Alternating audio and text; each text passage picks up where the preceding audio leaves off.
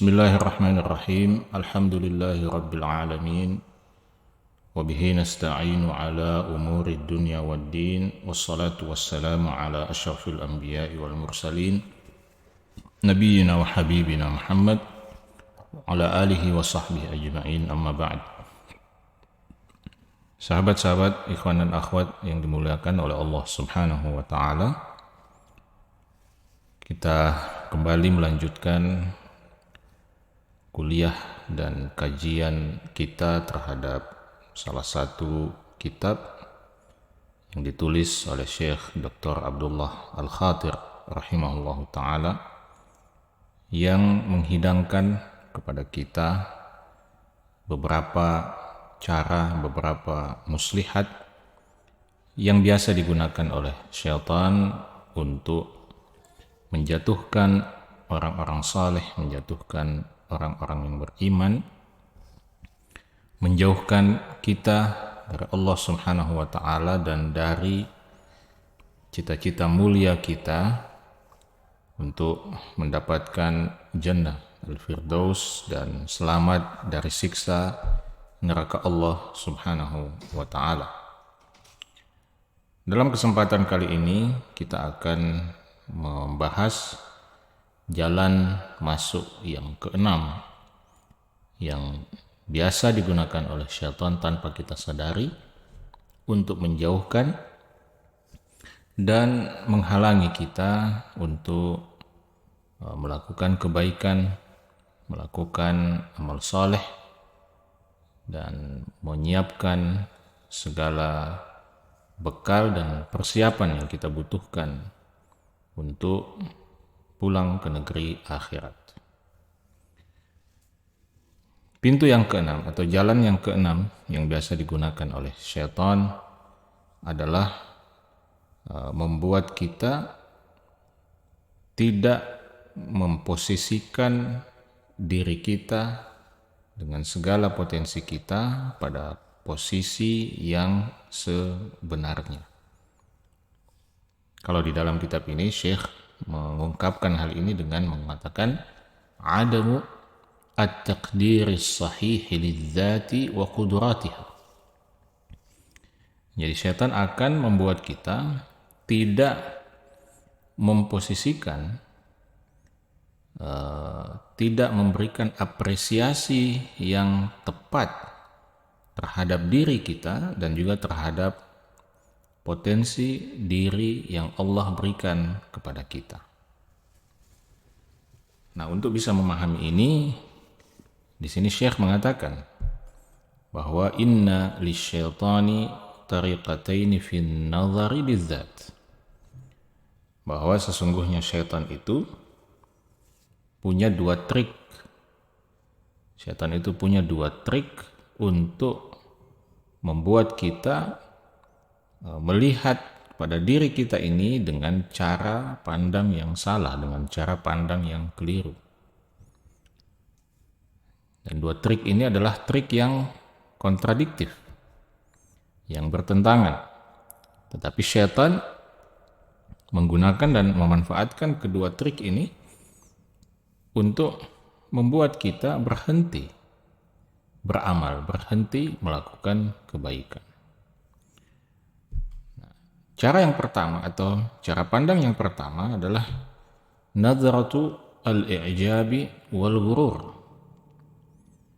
Pandangan ujub, pandangan takjub terhadap diri kita sendiri, dan ini sudah kita singgung pada beberapa kelas yang lalu, bahwa syaitan membuat kita melihat diri kita ini dengan pandangan yang takjub, pandangan yang ujub, sehingga kita terkena penyakit al-ghurur, penyakit tertipu dengan diri kita sendiri. Nah, melalui metode ini, melalui jalan ini, syaitan akan mendorong manusia untuk melihat dirinya dengan pandangan yang berlebihan, sehingga membuat dia overconfidence, membuat dia terlalu berlebihan ya dalam hal kepercayaan diri. Ya, percaya diri itu penting, tetapi ketika dia sudah berlebihan, maka dia akan merusak kita. Dalam konteks Islam, kepercayaan diri yang berlebih itu seringkali menyebabkan kita terkena penyakit al-ghurur, ya, tertipu dengan diri sendiri. Merasa diri sudah begitu baik, ya, sehingga kemudian efeknya adalah dia merasa tidak perlu lagi untuk mempertahankan kebaikan dan amal soleh yang selama ini dia lakukan. Ya, dan yang lebih parah, penyakit ini akan membuat kita mengalami penyakit lain, yaitu penyakit al-kibr atau takabur, sombong kepada orang lain. Nah, sombong ini sendiri dampaknya bisa kemana-mana, sahabat-sahabat, ikhwan dan akhwat sekalian. Baginda Rasulullah SAW ketika mendefinisikan kesombongan atau takabur ini, beliau mengatakan al-kibru batarul haqqi wa ghamtun nas, bahwa al-kibr, takabur, sombong itu, kata beliau, batarul haqq, menolak kebenaran, wa ghamtun nas, dan merendahkan orang lain. Jadi ini definisi Rasulullah SAW tentang takabur, tentang sombong, yang menjelaskan kepada kita seperti apa dampak dari sifat sombong itu. Yang pertama, sombong itu akan membuat kita menolak kebenaran. Kenapa? Karena kita merasa diri sebagai si paling benar. Kita merasa pandangan kita yang paling benar. Dan di sini kita harus hati-hati. Kadang-kadang kita mengkritik orang lain bahwa orang itu merasa diri paling benar, padahal sebenarnya pada saat yang sama kitalah juga yang merasa diri sebagai yang paling benar. Dan itu banyak ya kita temukan ya di apa namanya, di dunia YouTube misalnya, kita temukan ya tidak sedikit para pengamat, ya, para YouTuber itu misalnya menyampaikan opini-opini pribadinya, mengkritisi orang lain, mengkritisi pihak-pihak yang dianggap sebagai pihak-pihak yang selalu merasa diri paling benar, sementara yang berbicara sendiri tanpa sadar justru juga merasa diri sebagai yang paling benar atau pendapatnya yang lebih benar daripada orang yang dia kritik. Nah, intinya kita kembali bahwa ketika seorang itu ujub kepada dirinya, maka dia akan tertipu dengan dirinya, lalu kemudian dia akan menjadi orang yang sombong. Dan kalau dia sudah menjadi orang yang sombong, maka gejala pertamanya dia akan menolak kebenaran. Dia tidak bisa menerima ketika kebenaran itu berasal dari orang lain, berasal dari pihak lain. Itu yang pertama, dan ini bahaya.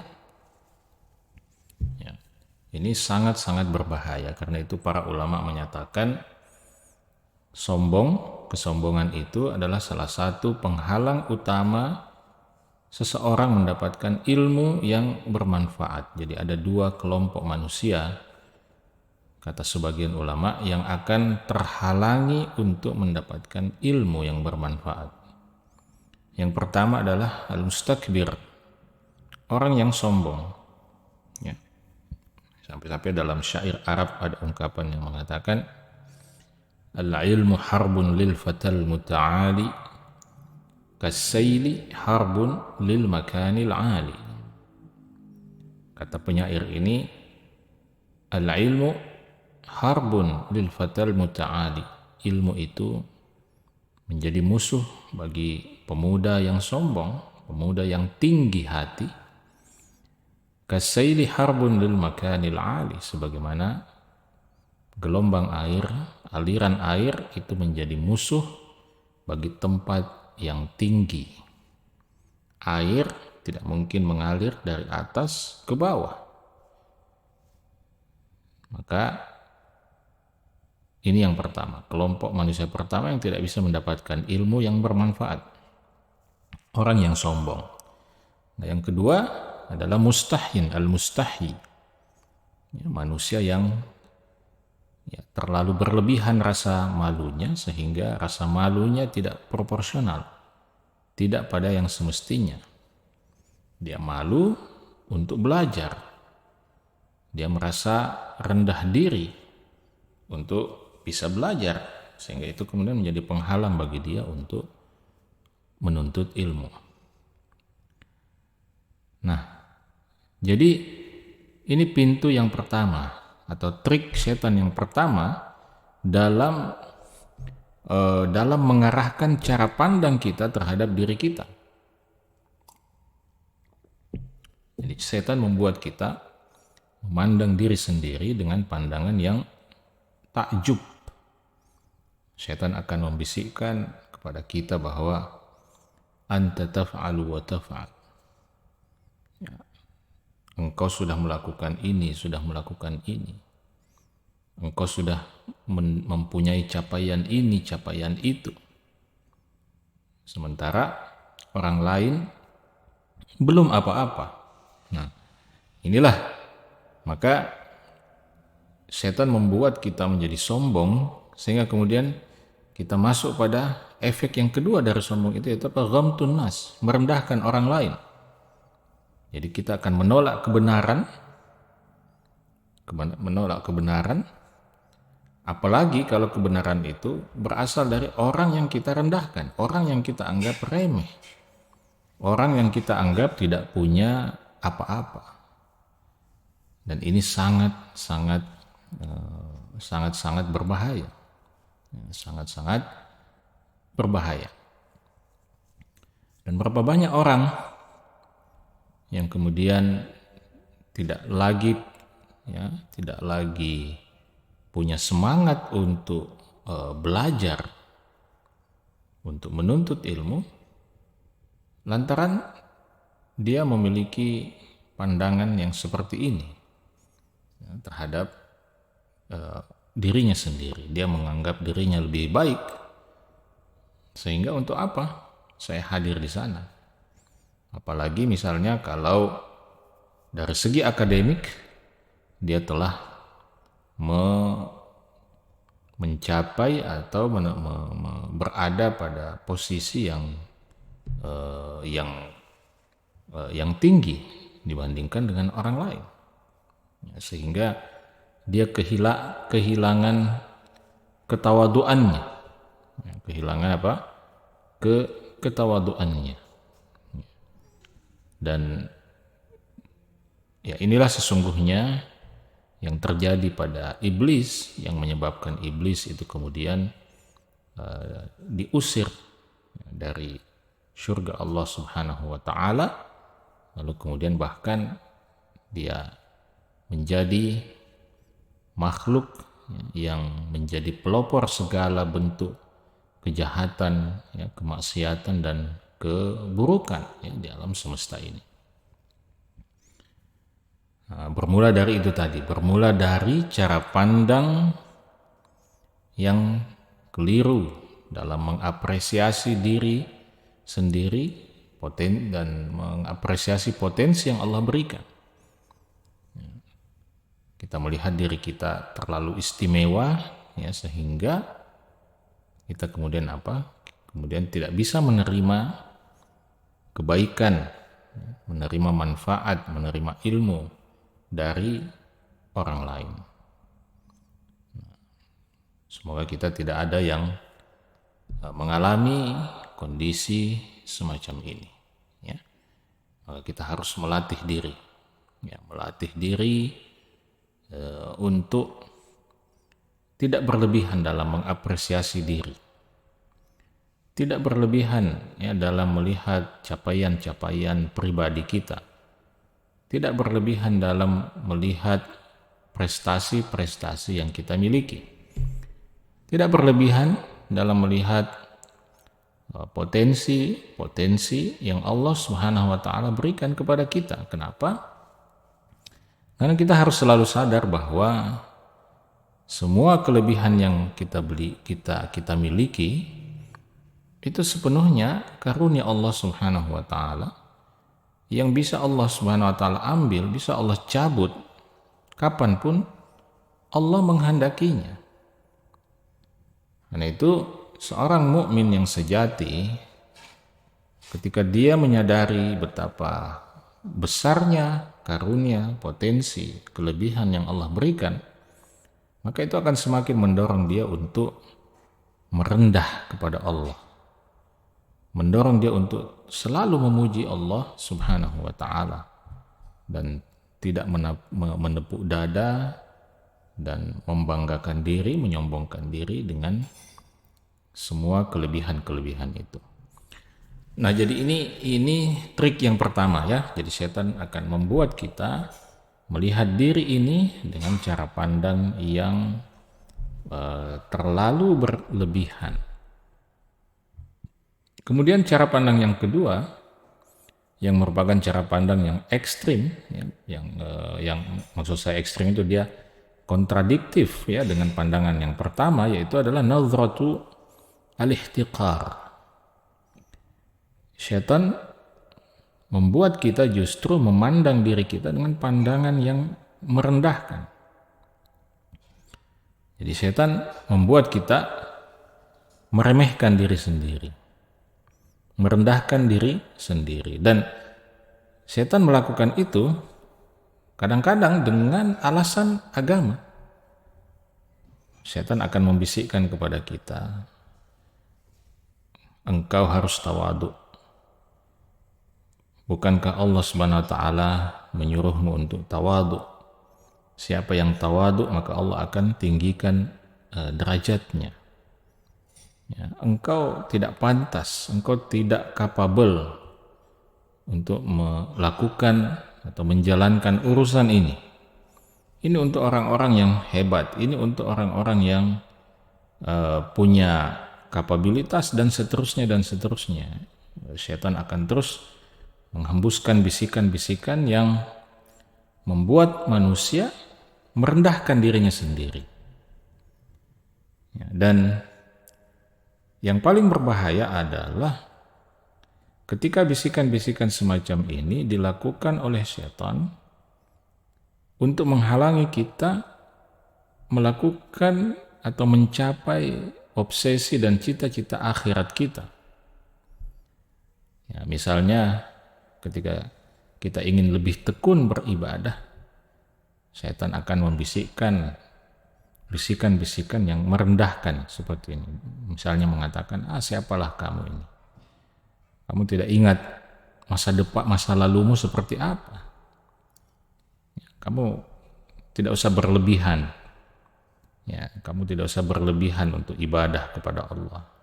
Siapalah kamu ini? Kamu bukan sahabat, kamu bukan salaf, kamu bukan orang soleh, dan seterusnya dan seterusnya. Sehingga kemudian membuat manusia itu merasa bahwa memang dia tidak pantas untuk melakukan kebaikan. Dia tidak pantas untuk mendapatkan ampunan Allah Subhanahu wa taala. Dia tidak pantas mendapatkan surga Allah Subhanahu wa taala. Dan dalam urusan keduniaan juga seperti itu. Jadi sebenarnya Allah Subhanahu wa taala memberikan kita potensi begitu rupa, tetapi setan membuat kita merendahkan potensi itu sehingga kita pun menjadi minder, menjadi rendah diri untuk bahkan sekedar mencapai tujuan-tujuan keduniaan kita. Dan kadang-kadang ini juga digunakan oleh syaitan untuk membenarkan kita lari dari tanggung jawab kita. Ya. Katakanlah sebagai muslim misalnya, setiap kita punya kewajiban untuk berdakwah. Ya, kewajiban berdakwah itu tidak spesifik untuk para ustadz, tidak spesifik untuk para ulama, tidak spesifik untuk para dai, para mubalik, tidak. Tapi dia adalah kewajiban setiap muslim, setiap muslimah. Setiap umat Muhammad SAW itu harus menjadi dai, harus menjadi seorang penyampai pesan Allah dan Rasulnya. Tapi syaitan akan menghalangi kita untuk menapaki jalan dakwah itu dengan bisikan-bisikan yang semacam ini. Syaitan mungkin akan mengatakan, sudah, serahkan saja urusan ini kepada orang yang lebih baik dari kamu. Dakwah ini amalan luar biasa, dakwah ini butuh ilmu. Ya, sementara kamu ini baru belajar. Ya, jadi setan menggunakan argumentasi-argumentasi yang kelihatannya benar, ya, bahwa dakwah itu memang butuh ilmu. Tetapi kita harus ingat, seperti yang sudah kita sampaikan sebelumnya, bahwa dalam hal dakwah, satu ayat yang kita ketahui itu sudah cukup untuk membuat kita layak, bahkan berkewajiban untuk menyampaikan satu ayat yang kita ketahui itu tanpa harus menunggu kita misalnya menyelesaikan hafalan Al-Quran kita. Nah, jadi sahabat-sahabat, ikhwan dan akhwat sekalian yang dimuliakan oleh Allah Subhanahu wa taala, ini kita harus waspadai ya, bisikan atau trik model yang kedua ini, yang seringkali menjadi penghalang kita untuk melakukan kebaikan, ya, yaitu syaitan membuat kita merasa tidak layak, tidak pantas melakukan kebaikan itu. Ya, termasuk contoh yang tadi kita sebutkan, syaitan membuat kita merasa tidak layak untuk berdakwah. Padahal kalau untuk berdakwah kita harus menjadi manusia yang bersih dari kesalahan, maka tidak ada lagi yang pantas untuk berdakwah kecuali Rasulullah Muhammad SAW sendiri. Karena hanya beliau yang maksum, hanya beliau yang dijaga oleh Allah dari kesalahan, sementara selain beliau, termasuk para sahabat beliau, semuanya punya peluang dan potensi untuk melakukan kesalahan. Karena itu ini harus kita waspadai. Jadi setan kadang-kadang menjatuhkan kita dalam model sikap tawadhu yang palsu. Model sikap tawadhu yang palsu. Sikap tawadhu, sikap merendah yang tidak pada posisinya yang seharusnya, pada posisi, pada tempat yang semestinya. Setan menghalangi kita untuk menjadi seorang penuntut ilmu misalnya, dan mengatakan itu adalah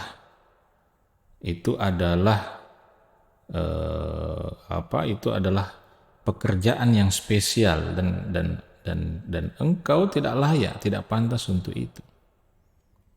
Ya, engkau bukan orang yang cerdas. Ya, menuntut ilmu itu harus mempunyai otak, ya, akal yang cerdas. Sementara engkau adalah orang yang biasa-biasa saja. Nah, itu juga salah satu cara. Ya, padahal kalau kita membaca biografi para ulama kita akan temukan bahwa tidak sedikit di antara para ulama itu ya, adalah orang yang biasa-biasa saja pada mulanya. Tetapi karena ketekunan yang luar biasa, kesungguhan dalam menuntut ilmu, mereka kemudian menjadi ulama-ulama yang namanya tercatat di dalam sejarah kaum muslimin. Ya. Jadi sahabat-sahabat ikhwan dan akhwat yang dimuliakan oleh Allah Subhanahu wa taala, inilah dua model cara pandang yang sering dihembuskan, dibisikkan oleh syaitan kepada kita untuk menghalangi kita melakukan kebaikan. Yang pertama adalah nazratu al-i'jab. Syaitan membuat kita melihat diri ini dengan cara pandang yang terlalu berlebihan, terlalu percaya diri, terlalu takjub, sehingga kemudian itu menghalangi kita untuk bisa menjadi lebih baik, menghalangi kita untuk mendengarkan kebaikan-kebaikan dari orang lain. Kemudian yang kedua adalah nadratul ihtiqar. Setan membuat kita memandang diri ini dengan pandangan yang terlalu merendahkan, sehingga membuat kita lupa tentang betapa hebatnya potensi yang Allah berikan kepada kita, tentang bahwa kita sebagai manusia diciptakan oleh Allah Subhanahu wa taala fi ahsani taqwim, dalam bentuk penciptaan yang begitu sempurna, begitu indah, begitu baik. Maka kita harus mewaspadai dua cara pandang ini, dan seperti yang sudah kita singgung juga dalam beberapa sesi sebelumnya, bahwa at-tawazun, Islam mengajarkan kita untuk selalu tawazun, selalu seimbang, selalu proporsional, selalu berada di jalan pertengahan, al-i'tidal, jalan yang pertengahan, tidak miring ke kiri, tidak juga miring ke kanan, tidak ekstrim kiri, tidak ekstrim kanan, tidak terlalu berlebihan memandang diri ini sehingga kemudian menjadi overdosis, overconfidence, dan juga tidak terlalu merendahkan diri ini. Kenapa? Karena Allah Subhanahu wa taala sudah memberikan kita begitu banyak potensi yang harus kita gunakan, kita maksimalkan untuk beramal saleh, untuk menyiapkan sebanyak-banyaknya bekal untuk pulang kepada Allah Subhanahu wa ta'ala.